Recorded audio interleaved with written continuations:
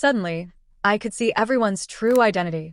Above my best friend's wealthy boyfriend hovered the words, married, 10 million in debt. Above my own financially struggling boyfriend, missing heir to the country's richest family. Right then, my best friend was mid-lecture, trying to convince me to end things with him. It's better to be a rich man's mistress than a poor man's wife, she argued. Good looks won't pay your bills, I shot back. Even if your boyfriend worked his whole life, he wouldn't earn enough to flush the toilet in my husband's mansion, she sneered.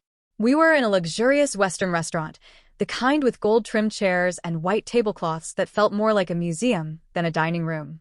My best friend's boyfriend, Jason, flipped through the menu with casual ease. 2 M9 Wagyu beef Wellingtons, he said, the meat here melts in your mouth. And 2 orders of seared foie gras with sea urchin and caviar. The charcoal-grilled blue lobster is huge, so 1 should suffice, he added. With every dish he named, my face, and Fred's, drained a little paler. I stared down at the menu, cold sweat prickling my back. The steak was $1,388 a plate. The foie gras was $798. The lobster? A jaw-dropping $2,688. Appetizers, salads, desserts, the total would easily surpass $10,000. And tonight it was our turn to foot the bill. Jason had started dating my best friend, Maya, only recently, but she had been thrilled to organize a double date. Last week, they'd invited us to a hot pot dinner. When the check came, Jason conveniently got a call from an important client and rushed out, leaving Maya to pay, using my coupon no less. My company had a holiday partnership with a hot pot place and had given out a few $200 gift certificates. With mine, the bill came to just $360. Fred believed in returning favors. Since Jason and Maya had treated us before, it seemed only right that we reciprocate. When I mentioned this to Maya, Jason waved it off with a charming smile. No need to be so formal, we're all friends, he said. Yet, within minutes, he called to book a table at this restaurant. What exactly did he say? Don't worry about taking us anywhere fancy. Just a casual dinner is fine. His version of casual was a meal that could easily wipe out 2 months of our salaries. After setting down the menus, Jason picked up the wine list. This place has its own vineyard in France. Their reds are amazing. You must try one, he said. Let's go with this Grenache. Rich, fruity body with a crisp, oaky finish, he added. Fred's hand squeezed mine under the table. My stomach dropped. That bottle alone? $39,888. We'd just graduated this year. Both of us had decent entry-level jobs, but we were far from wealthy. I earned $5,600 a month. Fred, $6,800.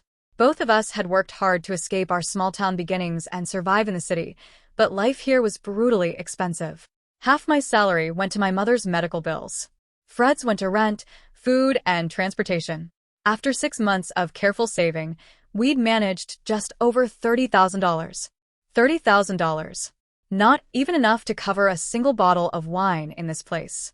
The wine and food alone would easily top $50,000. Was I really supposed to take out a payday loan just to impress them? Maya leaned on Jason's shoulder, her eyes sparkling. How do you know so much about this stuff? Thanks for showing me this world, Jason replied. I never would have dared to step into a place like this on my own. I was torn. My head screamed at me not to bankrupt myself, but I couldn't bear the thought of embarrassing my best friend. Just then, the waiter collected the menus and started to leave. Fred suddenly spoke up. Excuse me, we'd like to cancel the order. I actually bought a group deal online, he continued. We'll just have that set menu. A wave of relief washed over me. Finally, someone said what I didn't have the courage to. Maya's face instantly shifted. She sprang to her feet, voice high and sharp. Fred, what are you doing? Jason only agreed to have dinner with you two because of me. And you won't even let him order what he wants? Are you trying to humiliate me? Then she whirled on me. Anna, I told you not to dig through the trash for a boyfriend. All the diners were staring, and the scene was painfully awkward. So much, so that my mind started playing tricks on me. Wait, what was that? Glowing words were appearing above everyone's heads. I rubbed my eyes, but the text stayed, growing clearer.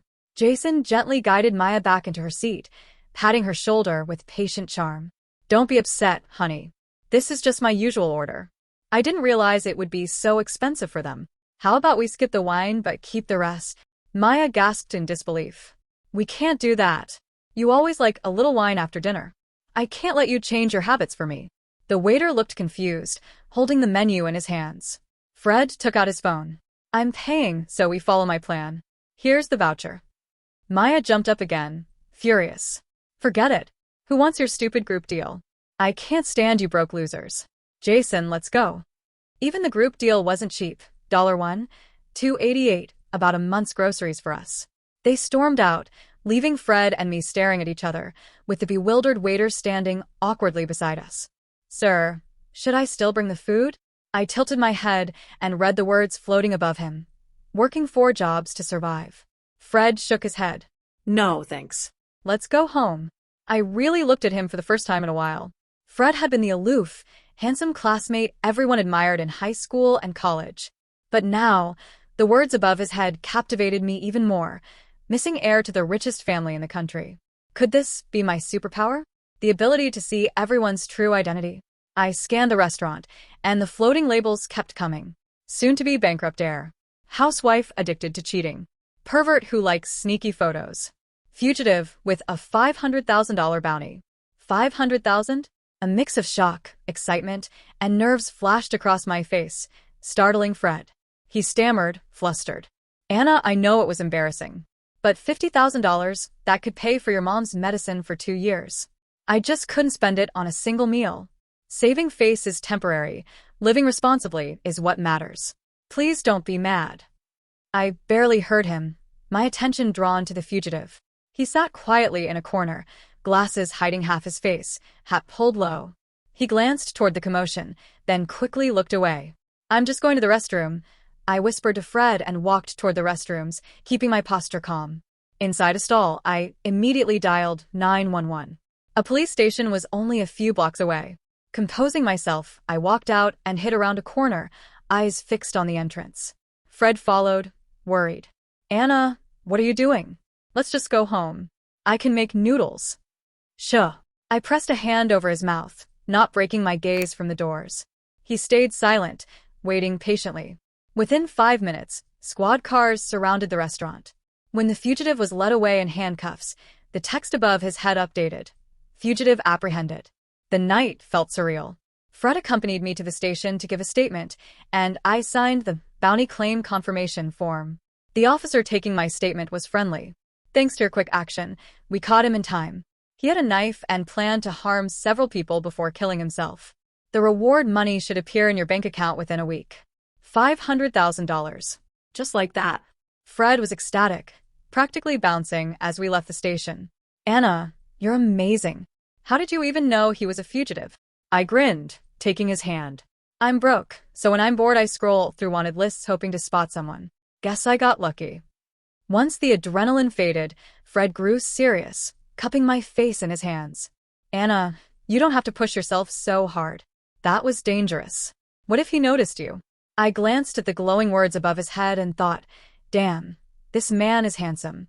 On the way home, Fred lectured me endlessly about risks, imagining every possible way it could have gone wrong. His worry almost put me to sleep. After he finally passed out, I stayed up late, researching the country's richest man. His name was Sterling, a self-made billionaire who began as a construction foreman and made his fortune in real estate. Reports mentioned only one private daughter. No son. And Fred, he didn't look anything like Mr. Sterling. The next morning, I was jolted awake by furious pounding on the door. Glancing at my phone, I realized it was nearly noon. Fred had already left for his weekend job, spinning through shifts without a break, leaving the breakfast he'd prepared on the table for me. Bang. Bang, bang. The knocking didn't stop, as if someone were trying to batter the door down. I hurried to open it, only to be met by Maya's fiery, furious glare. Anna, it's the middle of the day. Above her head floated a few golden words, hopeless romantic. Fitting. Maya had always been hopelessly in love, with everyone it seemed. In high school, she fell for her tutor. During college orientation, she swooned over the drill instructor. After graduation, a senior colleague at her internship. Even her personal trainer wasn't safe from her affections. She'd met Jason through her job at an ad agency.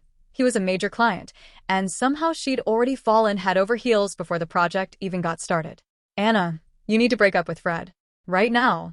Maya barged into my apartment without taking off her shoes, perched herself on the sofa, hands on her hips, glaring daggers at me.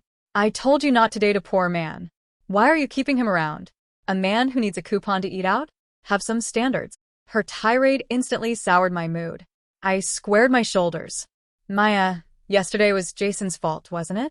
He knew we're just ordinary office workers. Why did he order the most expensive wine? It's basic manners. When someone is treating, you don't pick the priciest thing on the menu. Normally, when a host is paying, you choose something reasonable and let them lead. But Jason? He had zero regard for our budget, ordering lavishly as if we were made of money. Maya rolled her eyes. Oh, come on, Anna. Jason was just being nice. He thought you country bumpkins wouldn't know how to act in a fancy restaurant, so he did it for you. And instead of thanking him, you're insulting him. You're not just poor, you're petty. I clenched my jaw. What was wrong with being poor? We hadn't cheated anyone. We worked for every penny. Maya hadn't always been this way. We'd been best friends since kindergarten, always in the same class. She had been my little anchor, inviting me over for dinner when my parents were too busy to cook, sharing her secret snack stash. Warm, kind, loyal. Where had that girl gone? All right, stop looking so glum, she snapped. You're breaking up with Fred, and I've already found an ex-boyfriend. He's a friend of Jason's, a multi-millionaire. Go change. Lunch is at 11. I almost laughed. Before I could reply, Jason appeared at the door, a look of disdain on his face. Maya, what's taking so long? Mr. Liu will be here at 11. We can't keep him waiting. Maya immediately melted into a flirtatious smile. Jason, what are you doing here? We'll be ready in a minute. Then she turned on me. What are you waiting for? Go change. Wear that white dress from your birthday. You look great in it. This was ridiculous. And why had she given him my address? I stared at the glowing words above Jason's head and gestured toward the door. I'm not feeling well. You two should leave. Jason's face darkened. Maya, I'm only giving her this chance because of you. A man of Mr. Liu's stature, even B-list celebrities can't get a dinner invitation with him. I narrowed my eyes. I'd always thought he was a braggart, but now it was clear. He was a full-blown liar. Married man, 10 million in debt. What right did he have to come into my home and boss me around? I needed to warn Maya, quickly. Pulling me aside, she poked my head with her long, polished nails. Anna, are you stupid? Do you know how valuable a friend of Jason's is? Do you even know who he really is? Yes, I did. A married, debt-ridden con artist. Listen carefully, she whispered, conspiratorial. Jason is the long-lost son of the country's richest man. He's about to inherit a fortune. Huh? Richest man? What are you talking about? I asked, incredulous. Maya shook her head, a look of pity on her face, and shoved her phone in front of me. Haven't you seen the news? It's everywhere. Every major platform was trending with stories about the billionaire searching for his missing son. Apparently, Mr. Sterling did have a child who had disappeared years ago. His father was dying of cancer, and his last wish was to see his grandson. A nationwide search was underway, with a $10 million reward for anyone who could locate him. Even a useful tip leading to the identification could earn up to $1 million. The country was in a frenzy. Comment sections overflowed with desperate claims. Dad, it's me, your long-lost son. I'm a girl now, but I'm really your son. The kidnappers forced the surgery. Dad. Look at me. Maya wasn't exactly quiet, and Jason stood with his arms crossed, a smug grin plastered on his face, clearly reveling in the chaos. I shot a glance at Maya. You actually believe him? She shook her head again. Anna, I know you're jealous, but some people are just born lucky. Jason's adoptive parents are millionaires, and now it turns out his birth parents are billionaires. Don't be so short-sighted. Jealousy won't get you anywhere. You should be trying to get on his good side. My emotions were in total disarray. I was thrilled for Fred. I was excited about the reward. And I was terrified for my best friend being duped by a con artist. But thinking about how she had cared for me as a child softened my heart a little. Sighing, I took her hand. This isn't the right time or place. You two should go. Maya yanked her hand back, voice sharp. Go where? This lunch is crucial. If you still consider me your friend, you will come with me right now. Jason, enjoying the show, added smoothly. Maya, you're the only one concerned about her. Clearly, she doesn't see you as a friend. Stop trying to help someone who doesn't want it. Tears welled up in Maya's eyes. Is that really how you feel? Jason's cheap manipulation had worked instantly. But why was he so insistent about this lunch? I didn't believe it was just to set me up with a wealthy man. Multimillionaires had no shortage of options. Something else was going on. Perhaps this was my chance to expose him. Fine, I said, surrendering for now. I'll go. For my safety, I slipped a can of pepper spray into my bag and sent a quick text to Fred. The restaurant Jason had chosen was high-end, a private club of some renown. Maya chattered nonstop on the way there, like a broken record. You're going to be the death of me. I told you I was introducing you to a millionaire, and you show up in jeans? A partner can either help you grow, or let you wilt. If you don't break up with Fred soon, you'll turn into a weed. Just listen to me break up tonight. Her nagging gave me a headache. Mr. Liu, you're here already, Jason announced as he pushed open the door, instantly transforming into a sycophantic grin. Inside sat a portly, middle-aged man. Bald, glasses perched on his nose, his shirt straining across a large belly, buttons barely holding. Above his head floated faint words, devious mastermind of a Southeast Asian telecom scam. His eyes lit up when he saw me. You must be Ms. Croft. You're even more beautiful than Jason described. I spent the meal on edge. Mr. Liu ogled me constantly, while Jason showered him with compliments, boasting about his family wealth. Then the conversation took a turn. Jason suggested a group trip to the Maldives. Maya's eyes sparkled. The Maldives? I've always wanted to go. So, not only was Jason deeply in debt, he was involved with a telecom scammer. And now he was planning to lure Maya and me to Southeast Asia. Looking at Maya's gleeful face, my palms grew slick with cold sweat. I realized a flaw in my newfound ability. A person's identity was layered. A single individual could be a scammer, a cheater, a gangster, and a pervert all at once. But my ability only showed one or two aspects at a time. Jason, drowning in debt, had likely joined a scam ring, posing as a wealthy heir to trap women. Maya and I were his current targets, and I couldn't go to the police. I had no proof. Mr. Liu has a new 5-star hotel opening in Yunnan, Jason said. He needs to attend the ribbon cutting. After that, we can fly straight to the Maldives. Maya nodded, awed. Mr. Liu, you're amazing. What an honor. She poured my glass to the brim with red wine. I stared at the swirling liquid, a dull ache in my chest. I was a lightweight. One can of beer, and I'd be tipsy. Maya knew this, yet still filled my glass to the top. What was she trying to do? What are you waiting for? Cat got your tongue? Toast Mr. Liu already. Maya jabbed me under the table. I'd had enough. I yanked my chair back, so hard it screeched against the floor. I'm not feeling well. I'm going home. It was me versus 2 criminals. Survival came first. I'd deal with Maya later. Her face flushed crimson. She grabbed my wrist, shrieking, Anna, what's your problem? I do everything for you, and this is how you repay me? Ungrateful. Jason's eyes narrowed, voice icy. Miss Croft, don't push your luck. Mr. Liu is doing you a favor by even meeting you. A chill ran down my spine. Broad daylight or not, could they really stop me? Mr. Liu's eyes glinted like a snake's. Wanna leave? Fine. But finish this bottle first. Otherwise, don't blame me for what comes next. If I drank that wine, I'd be trapped. The city wasn't far from the border, 5 or 6 hours by car. If they got me drunk, I could be abducted. Panic surged.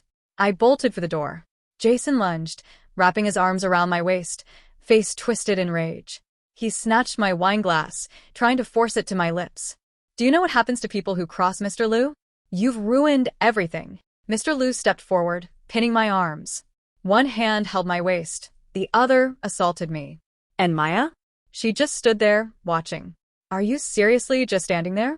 I spat, furious. She rolled her eyes. It's just a drink. Mr. Liu's rough around the edges. Stop being stubborn. If you were his girlfriend, you'd be in a mansion driving a Mercedes next week. In the scuffle, my phone hit the floor and started ringing. Fred. Maya picked it up lazily. Hello? Fred? Oh, Anna's busy with Mr. Liu. Fred's voice boomed from the speaker, full of scorn. Who's Mr. Liu? Someone you'll never deserve. Leave Anna alone. She deserves better than your scheming. Don't call her again. She's breaking up with you. A penniless loser versus a multimillionaire? Even an idiot knows who to pick. Maya winked. Don't thank me. I'm just a good friend. Most of the wine had spilled, but enough went down to make my head spin. My vision blurred. They had spiked it. No. I couldn't pass out. Fueled by sheer survival instinct, I kneed Jason in the groin and slammed my head into Mr. Liu's nose. Both screamed, Jason clutching himself, Mr. Liu bloodied, glasses shattered. Maya gasped, rushing to aid Jason. Anna, you ungrateful bitch. Do you know how important Mr. Liu is to Jason? You've ruined everything. No time to argue. I ran, colliding with a waiter entering the room. Stop her. She's a thief. Maya shouted. That's right. She stole my $2 million watch. Mr. Liu added. The tall waiter blocked my escape. Sorry, miss, you can't leave. I was about to lose it. No wonder the text above his head read, not so bright waiter. Let me go. They're lying. I yelled. Jason feigned indignation. We'll settle this at the police station. The mention of cops made the waiter relax, letting Jason and Mr. Liu drag me toward the car. Just as they tried to shove me inside, Fred appeared, landing a solid punch on Jason's face. The spiked wine finally overwhelmed me. The world spun. Everything went black. I woke in a hospital room. Fred sat beside me, bruised and swollen, but grinning when he saw me awake. Anna, you okay? Memories flooded back. Where are they? Fred sighed. They're gone. I got into a fight with Jason and Mr. Liu. The restaurant staff broke it up. They claimed you got drunk, tried to steal, and ran off. Of course, I didn't believe them. But with no proof and Maya backing their story, there was nothing he could do. I pounded the bed in frustration. That wine was drugged. Why didn't you call the police? He shook his head. It wasn't drugged, just mixed with hard liquor. You're a lightweight. A little was enough to knock you out. Even if we went to the police, we'd have no case. He looked at me seriously. Anna, stay away from Maya. She's not a good person. I reached for my phone. Maya had made her own bed. Whatever happened next was on her. Fred handed it over. The messages were relentless. Anna, we are no longer friends. You offended Mr. Liu. Do you know how much money you cost him? You're hopeless. Playing hard to get with Mr. Liu? Overplayed your hand. Enjoy living in a rented apartment with Fred forever. Don't expect me to recognize you when you beg outside my mansion. Her social media post summed it up. 20 years of friendship, betrayed. Anna Croft, I never want to see you again. My chest throbbed with fury, hands trembling as I clutched my phone. Fred handed me a glass of water and gently rubbed my back. Anna, I've always thought Maya's values were twisted. Ever since we started dating, she's been trying to get you to break up with me, constantly sending videos bragging about her rich friends buying houses and luxury items. He studied my devastated face. Think about last night. Maya's new in her relationship, but she already acts like Jason's wife. She was more eager to please Mr. Liu than Jason himself. A man his age? Surely married, with kids. She was probably trying to push you onto him to secure a business deal for Jason, not to find you a boyfriend. He was right. Who tries to get someone drunk and gropes them on a first meeting with honest intentions? I had misjudged the world and overestimated my friendship with Maya. The girl I grew up with no longer existed. All she cared about now was money, status, and her boyfriend. Friendship meant nothing. Looking back, it had always been like this. Whenever she was single, she was my friend.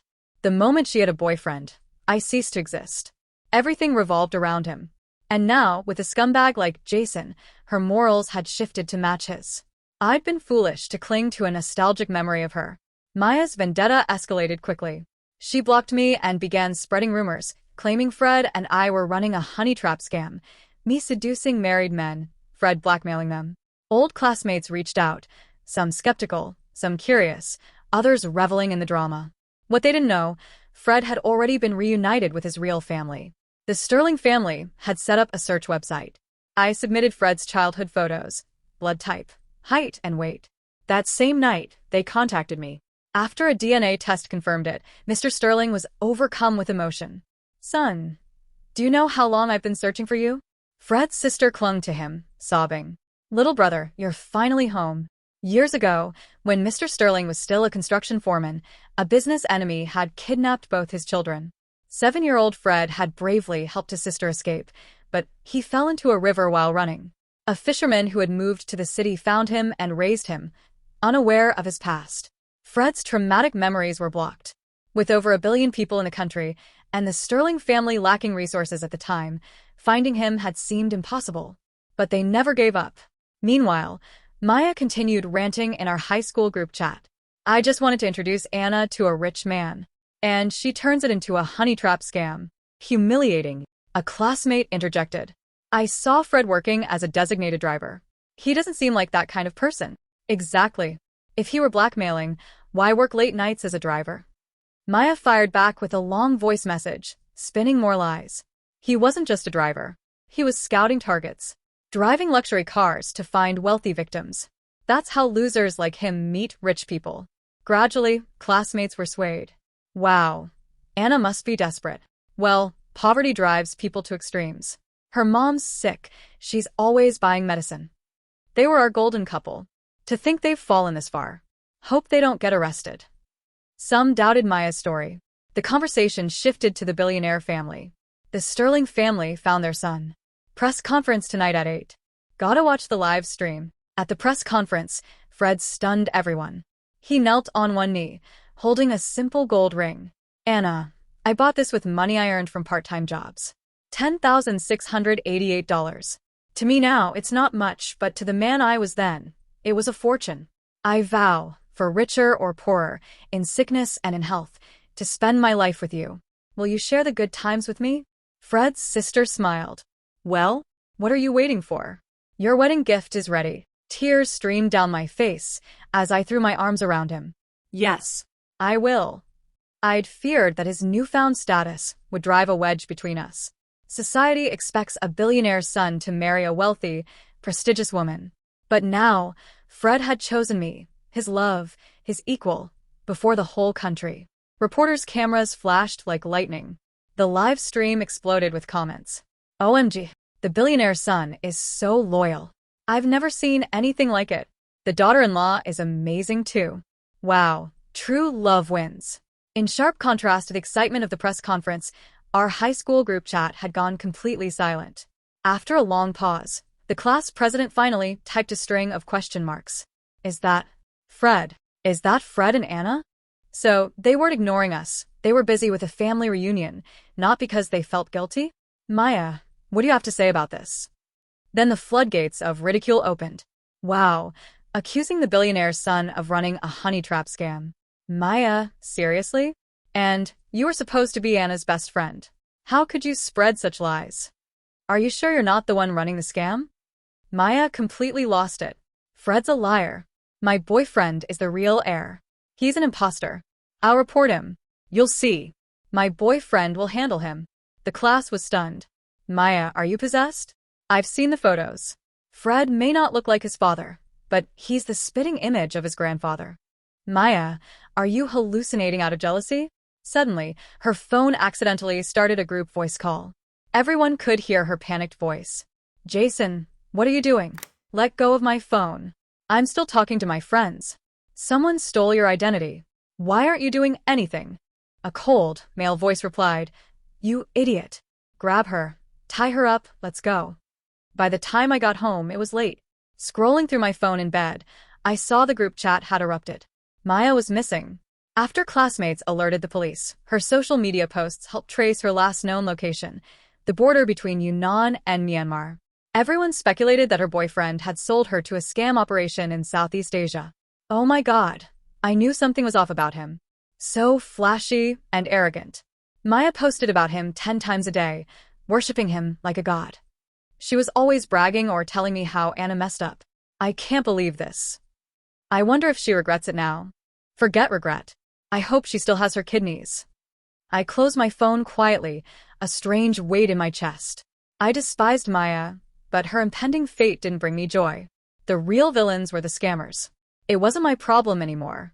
I traced the smooth, cool surface of the ring on my finger and smiled.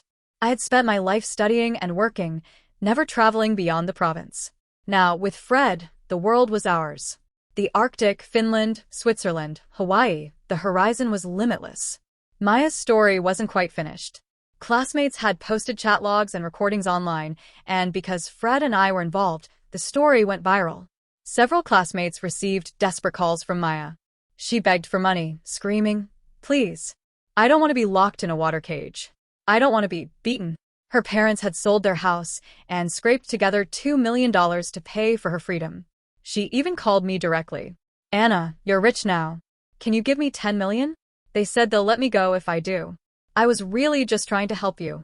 I laughed bitterly. I don't support criminal activity. I can't help you. Maya snapped. What are you so smug about? Fred really loves you? You'll see. You were born poor, and you'll die poor. A rich man's wife. Not you. I tossed my phone aside, closed my eyes, and let the sun warm my face. A good mood wasted on someone like her? Not worth it. Public outrage forced action. Jason and his entire crew were arrested and sentenced to life in prison. Maya was rescued, but barely. Every inch of her body was bruised, and she had lost a kidney. The $2 million her parents had paid were gone, irretrievable. She developed severe mental health issues. Screaming at anyone she saw, her family had no choice but to commit her to a psychiatric hospital. The class president asked, Anna, a few of us are going to visit her. Do you want to come? I sent a photo in reply. A group of waddling penguins on a sheet of ice. Sorry, I can't. I'm in Antarctica. Compared to a psychiatric hospital, icy Antarctic landscapes were far more appealing.